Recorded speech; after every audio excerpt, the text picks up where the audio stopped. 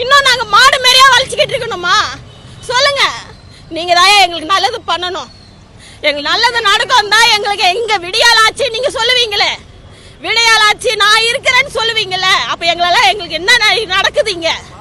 அதுக்கு எங்களுக்கு ஒரு தீர்வு கொடுங்க. எங்களுக்கு தனியாரே வேணாம். தனியார் என்னத்துக்கு? 15 வருஷம் தனியார் போறதுக்கு நாங்க 15 வருஷம் கஷ்டப்பட்டோம்.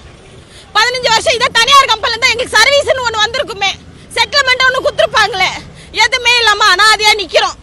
இன்னைக்கு ஒண்ணுமே இல்லை எங்களுக்கு. 23,000 இன்னைக்கு சம்பளம் வாங்குறோம். 753 ரூபாய். நான் எடுத்தோன்னே 753 ரூபா கொடுத்தல. எங்களுக்கு சம்பளம் 15 வருஷத்துக்கு முன்ன என்ன சம்பளம் கொடுத்தீங்க?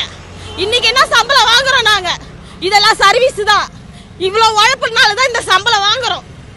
எங்களுக்கு எடுத்தோன்னே எங்களுக்கு 753 ரூபா கொடுத்தல ஐயா. எவ்வளோ போராட்டம் பண்ணோம், எவ்வளோ உண்ணாவிரதம் இருந்தோம், எவ்வளோ நாங்கள் ஆர்ப்பாட்டம் பண்ணி தான் இந்த சம்பளத்துக்கு வாங்கின்னு வந்துக்கிறோம். எங்களுக்கு எடுத்தோன்னே திருப்போம் 14,000 ரூபாய் 15,000 ரூபாய் சம்பளத்தில் எடுத்து போய் விட்டீங்கன்னா திருப்ப நாங்கள் ஃபர்ஸ்ட்லேருந்து வா அப்படின்லாம் சொல்லாதீங்க. எங்களால் முடியாது. எங்களுக்கே நிரந்தரம் படுத்துங்க. எங்களுக்கு அது மட்டும்தான் வேணும். எங்களுக்கு இந்த சம்பளம்